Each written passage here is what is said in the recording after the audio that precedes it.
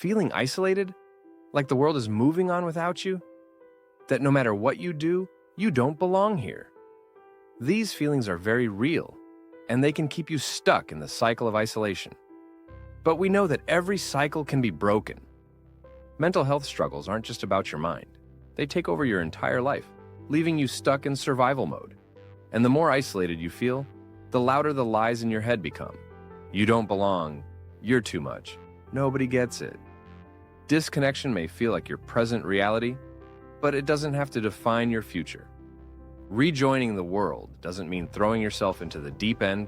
It means starting small. One step, one smile, one moment at a time. From finding comfort in nature to rediscovering your passions, or simply sitting in the presence of others, breaking this cycle is possible. And the best part? You're already capable of it. This isn't a life sentence. It's just a depressive season, and seasons, they always change. Mental health problems aren't just about the struggles happening in your mind. It's a full-body experience. It impacts the way you think, the way you feel, and the way you show up in the world. It's like being trapped in an invisible bubble that slowly cuts you off from everything and everyone. And this is worsened by the world around too. Society, whether intentionally or not, often adds insult to injury. People can sense when you're struggling. Maybe it's in the way you hesitate to smile or the way your energy feels just a little off. And instead of leaning in to understand, many people pull away. That rejection is like pouring gasoline on the fire, pushing you deeper into isolation. The more this happens, the more it convinces you that you don't belong anywhere, that you're too broken, too weird, or just too much for the world. These thoughts are so loud that they feel like an objective reality of our lives. But just because it feels real doesn't mean it's the truth. That feeling is a symptom of the disconnection, not a reflection of who you are. You don't have to believe everything your mind tells you. You belong here. Maybe not in the way society has conditioned you to think you should, but there's space for you. Space that feels close to your authenticity. And it starts with acknowledging what's happening. Not with shame, but with compassion. You feel isolated because you've been stuck in survival mode, and that's okay. But survival mode isn't where you're meant to live forever. Like I said before, this isolation is not a life sentence. Redefining what the world is. When life feels like it's closing in, the idea of rejoining the world can sound exhausting. What even is the world when you feel disconnected from it? Is it the people who've let you down? The society that feels hostile and judgmental? The pressure to fit in somewhere you don't even want to be? Let's take a moment to redefine it, because the world isn't just one overwhelming monolith. It's made up of layers, each offering its own opportunities for connection and healing. The physical world. This is the simplest, purest layer of the world, the one that doesn't ask for anything in return. Trees don't judge you. The sky doesn't care if you haven't showered.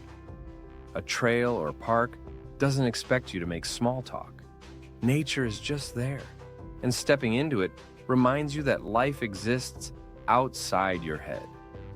Spending time in nature, even for a few minutes, can break the mental echo chamber that keeps feeding you lies about disconnection. Feel the ground beneath your feet, the wind on your face, the sun, or even the rain on your skin. It's a simple reminder that you are part of this world. Part of the same world as the rivers, the mountains, the flowers blooming despite everything that's going on in your mind. The personal world. Your personal world is your sanctuary, the people, spaces, and activities that feel safe and authentic to you. Maybe it's one or two close friends who get you. Maybe it's your cat, who doesn't care if you're having a bad day. Maybe it's the hobbies that light you up, even if you haven't touched them in a while. This layer of the world is where you can rebuild yourself. Maybe revisit something that used to bring you joy, or spend time with someone who makes you feel seen. You don't have to jump straight into deep connections or productivity marathons. Just focus on creating a tiny pocket of comfort, a place where you feel like you. The social world. This one's tricky. Society can feel like the most daunting part of the world. It's full of expectations, judgments, and pressures that don't always align with who you are. But you don't have to embrace it fully. You just have to learn to navigate it enough to survive. Happiness and contentment don't lie in the social world as much as they do in the physical and personal worlds. Think of it like visiting a foreign country. You don't have to become a local overnight. Just learn enough to get by. This might mean understanding a few social norms, finding a common interest to connect over, or simply being willing to exist in shared spaces without retreating completely. Redefining the world gives you options. You don't have to jump back into everything at once. Start with nature if human interaction feels impossible. Lean on your personal world when society feels too loud. Build strength in one layer and let that spill over into the others. Connection doesn't have to mean throwing yourself into the deep end of humanity. It can start with a walk in the park, a phone call to a friend, or a quiet hobby that makes your soul feel alive again. Little by little, you can rebuild your relationship with the world and rediscover your place in it. Breaking the noise chamber of the mind. When you're stuck in your own head, the world outside can feel like it doesn't even exist.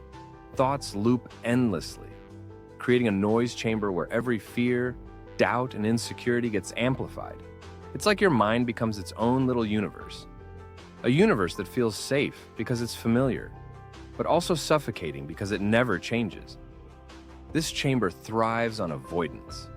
You avoid the outside world by distracting yourself, maybe with endless music, scrolling, gaming, or even daydreaming about a life that feels easier than the one you're living. These aren't bad things in general, but when they become your entire world, they start to separate you from reality. The more you retreat into the comfort of your mind, the harder it gets to re-engage with life. So how do you break out of the echo chamber without overwhelming yourself? Engage with external stimuli. Start small. Your mind might be loud, but the world around you has its own rhythms, if you let yourself notice them. Connect with the simple, natural world as a start. Focusing on it can pull you out of your head and into the present moment. If going outside feels like too much, try opening a window or sitting on your balcony with a good book or a cup of coffee. Let your senses remind you there's more to life than your thoughts. Use mindful sensory activities. Sometimes you need a bridge that brings you out of your internal mental chamber into the external world, and your senses are that bridge. Try activities that involve touch, sight, or movement. Hold a warm cup of tea and savor its aroma. Light a candle and watch the flame flicker. Even something as simple as feeling the texture of a blanket can break the loop of thoughts. These small, mindful moments are like cracks of light in the walls of your echo chamber. Balance protection and participation. Protecting yourself is okay. It's okay to need downtime. It's okay to retreat when the world feels overwhelming. But isolation becomes harmful when it stops being a temporary retreat and starts being a permanent residence. The goal isn't to force yourself into situations that feel unsafe. It's to gradually reintroduce yourself to life outside your bubble. It's about dipping your toes in without overwhelming yourself. Join a virtual community or simply spend time in public spaces without feeling the pressure to engage. Just being in the presence of other people, even if you don't interact, can remind you that you're still a part of this world, that you're more than the loud noises in your mind. Breaking the echo chamber isn't about flipping a switch and suddenly feeling normal again. It's about taking small, consistent steps to reconnect with the world around you.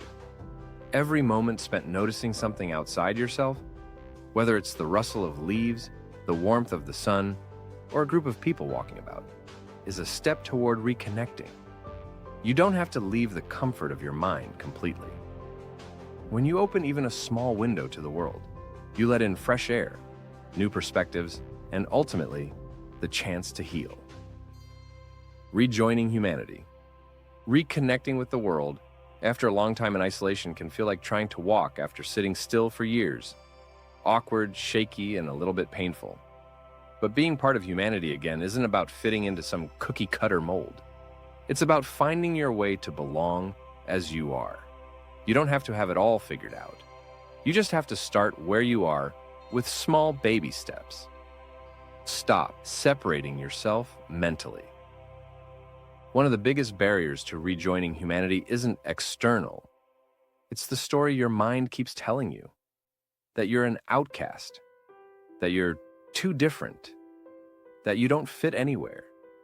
These labels act like a wall, separating you from the people around you before you even try to connect. You're not an alien species. You're not fundamentally other. You're human, just like the person next to you, the barista making your coffee, and the stranger walking their dog down the street. Stop giving power to the narrative that you don't belong, because it's not true. Belonging starts with acknowledging that you are a part of humanity, even if you don't feel it yet. Yes, things feel tough, but just existing makes you worthy of connection. Embrace your interests. Connection doesn't have to start with deep, soul-bearing conversations. Sometimes it's as simple as finding common ground, like a shared hobby, interest, or favorite show. Start exploring topics or activities that intrigue you, even if they seem mainstream. It doesn't matter if you're not an expert. A little surface-level knowledge can open doors to conversations and relationships. Love baking? Share a new recipe online. Fascinated by a trending show? Talk about it on subreddit. Interests act as bridges, helping you connect without overthinking. You don't have to reinvent yourself. The things that bring you joy, whether it's knitting, rock climbing, or obsessing over your favorite band, are the perfect entry points of reconnecting. Rebuild social skills. Getting back out there can feel scary. Social skills are like muscles. If you haven't used them in a while, they're going to be rusty. And that's okay. But the only way to strengthen them is by slowly using them again. Just start with the basics and start very small. Practice holding small moments of eye contact when you interact with people. Even a small, genuine smile here and there when you're with people can bring a sense of worth back in your life. And if you can, engage in small talk. Practice commenting on the weather, asking someone about their day, or sharing a light observation. These small, meaningless talks can sometimes open doors to deeper connections again. Will it feel weird at first? Absolutely. But every interaction, no matter how small, is practice. Over time, it gets easier, and eventually, it feels natural. Push through the discomfort. Rejoining humanity requires stepping outside your comfort zone. You're going to feel vulnerable. You're going to feel awkward. But discomfort isn't a sign that you're doing it wrong. It's a sign that you're growing. Every smile you offer, every conversation you start, every moment you spend in the company of others, it's all progress. Connection is built one tiny, imperfect step at a time. Rejoining humanity isn't about becoming someone you're not. It's about opening yourself back up again, just the way you are. It's about opening up the parts of you that thrive on connection, the parts that long for laughter, warmth, and the simple joy of being understood. The world isn't perfect, and neither are you. That's the beauty of it. When you show up with even a slight acceptance of these imperfections, you give others permission to do the same.